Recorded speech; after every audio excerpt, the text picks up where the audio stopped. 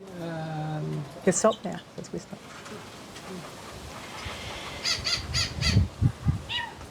Hazel, we've had a very rich morning with you today with the Wellspring and Iona listening pilgrimage. And we are sharing together and learning and listening about caring for creation. And I wonder if you could share your thoughts on what that caring for creation means to you.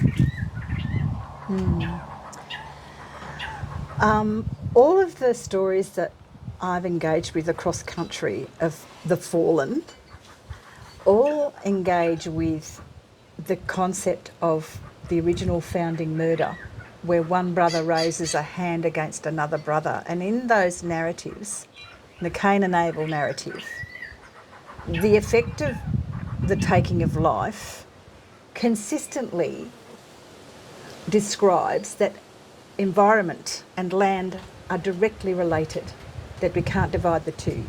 So the land is turned to aridity in the Cain story.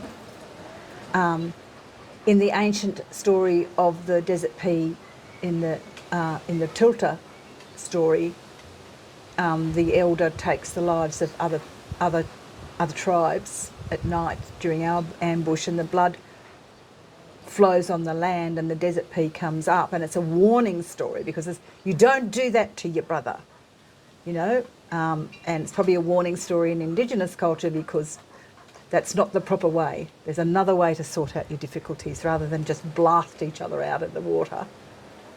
But there in that story, again, the great fertile lakes through that district turned to aridity.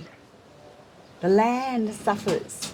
And I guess I've been journeying with traditional owners to hear that we are all connected. And I referred to this morning to the fascia. We have within our bodies invisible webs that hold us together, the fascia. And if that fascia is injured, the body becomes dysfunctional. And Aboriginal people have a connection across to the animals and the environment, that same fascia, and they have that the land, but they belong to the land. The land the land owns them, you know, they don't own the land, and they are stewards of the land. And I think that sits really closely to the Genesis narratives. Rule the earth and subdue it. You are to be made stewards of the earth, to take good care. I place them under your care. And I see, with Aboriginal people being the oldest continuing civilisation on the planet, have not lost that story of connection to action and environment. What we do, what I do to you has a consequence. What you do to the land has a consequence. And I think the other thing, as a settler woman in a consumer society, I've only ever grown up thinking in a straight line. This comes in, get rid of it there. Consume, consume, consume, consume, consume. The great epiphany for me in walking with Aboriginal people is to learn the circle. And we heard that circle with Auntie Beverly last night. Everything is connected. The footprints lead to the next stage in life, and then we take from that and we give on to the next one and the next one and the next one. And when we reach the end of our journey, we pass it on. We pass it on.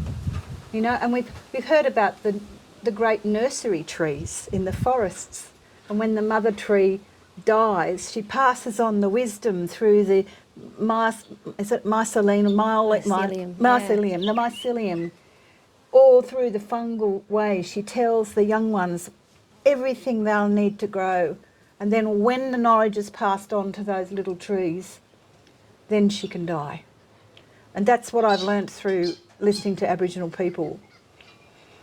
And it's been a huge wake-up call. And daily it's a wake-up call for me as I reach for the rubbish bin. What's the quick fix?